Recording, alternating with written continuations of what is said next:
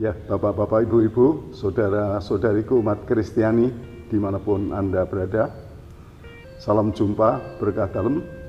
Saya Romandono Swahati dari Gereja Kristus Raja Bajiro ingin mengajak Anda sekalian untuk menghadap Tuhan, kita menyembahnya, kita mohon berkatnya. Kita awali dengan membuat tanda kemenangan Kristus dalam nama Bapa dan Putra dan Roh Kudus. Amin. Kita awali dengan mendengarkan sabda Tuhan dari Injil Santo Yohanes bab 15 ayat 18 sampai dengan ayat 21. Jikalau dunia membenci kamu, ingatlah bahwa ia telah lebih dahulu membenci aku daripada kamu. Sekiranya kamu dari dunia, tentu dunia mengasihi kamu sebagai miliknya. Tetapi karena kamu bukan dari dunia, melainkan aku telah memilih kamu dari dunia, sebab itulah dunia membenci kamu. Ingatlah apa yang telah kukatakan kepadamu. Seorang hamba tidaklah lebih tinggi daripada tuannya. Jikalau mereka telah menganiaya aku, mereka juga akan menganiaya kamu. Jikalau mereka telah menuruti firman-Ku, mereka juga akan menuruti perkataan-Mu.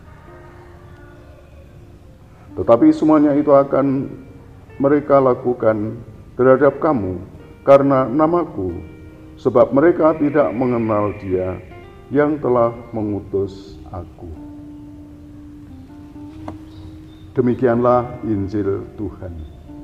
Semoga karena pewartaan Injil ini, dosa-dosa kita diampuni.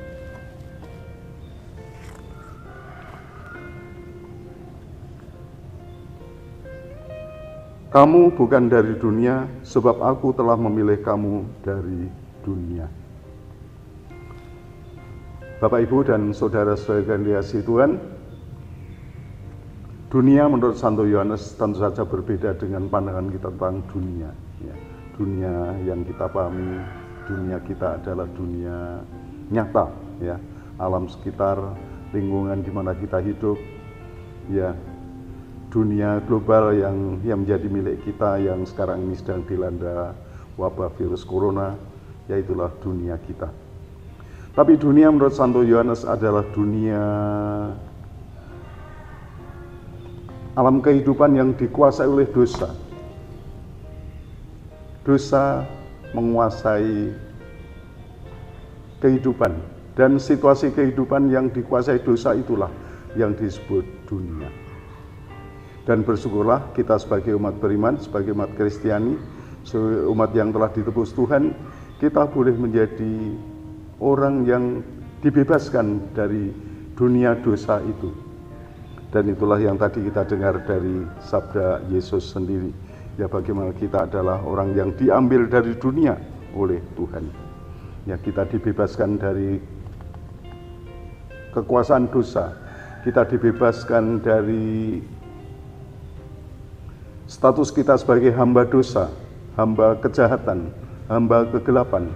Kita menjadi umat, menjadi anak-anak Bapa di surga yang boleh hidup dengan bebas di hadapannya. Hidup di dalam iman, hidup di dalam kasih Tuhan.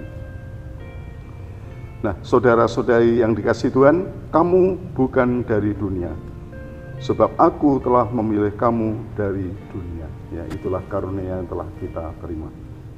Dan panggilan kita untuk selanjutnya tentu saja adalah ya, kita berani hidup di tengah-tengah dunia, di tengah-tengah kedosaan ini, walaupun ya kita harus menghadapi tantangan-tantangan yang berat, godaan-godaan yang terus-menerus di dalam kehidupan kita.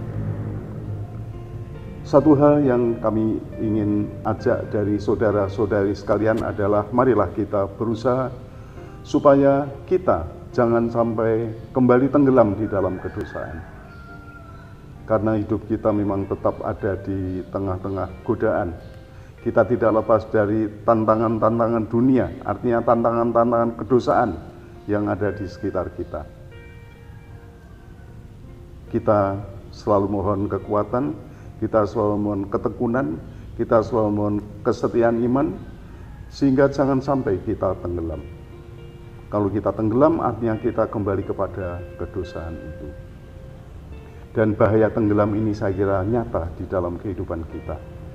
Karena seringkali kita juga mengalami bagaimana kita tenggelam di dalam, ya sebut saja, tenggelam di dalam rasa benci, tenggelam di dalam kebencian.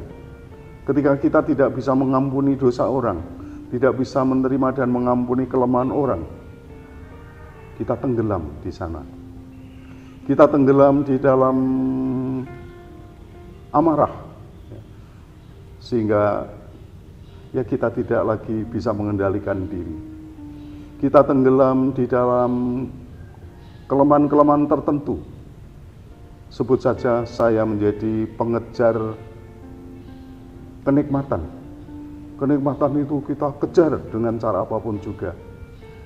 Kita tenggelam di dalam kelemahan sebagai pribadi yang mengejar kenikmatan.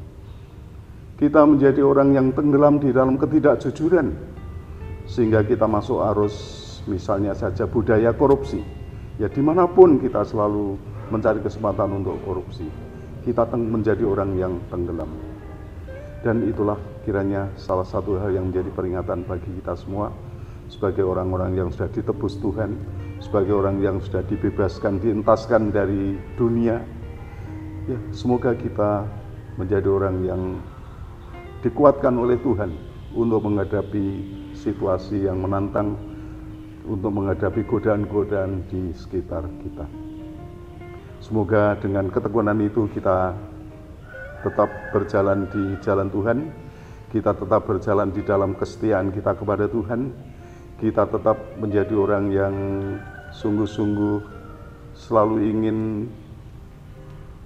berbuat baik ya, kepada keluarga, kepada sesama, dan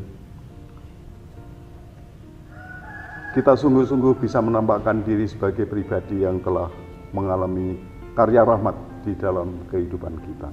Karya rahmat yang memenangkan kita dari segala kelemahan dan dosa.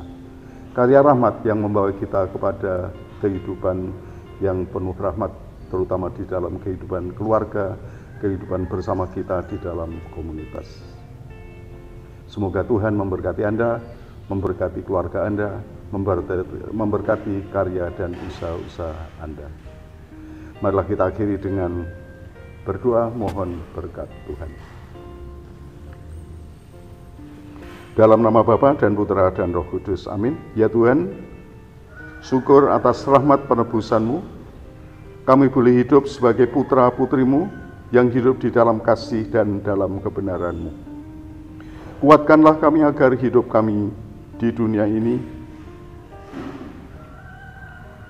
selalu dalam kasih dan kebenaran-Mu. Kuatkanlah kami agar hidup kami di dunia ini juga selalu berpegang pada tuntunan-Mu. Jangan sampai kami menjadi lemah, menyerah kepada dunia. Jangan sampai kami tenggelam di dalam dosa dan kelemahan-kelemahan. Berkat-Mu kami mohon ya Tuhan untuk meneguhkan kami, agar kami tetap setia kepada-Mu dan senantiasa melakukan hal yang mendatangkan berkat bagi sesama.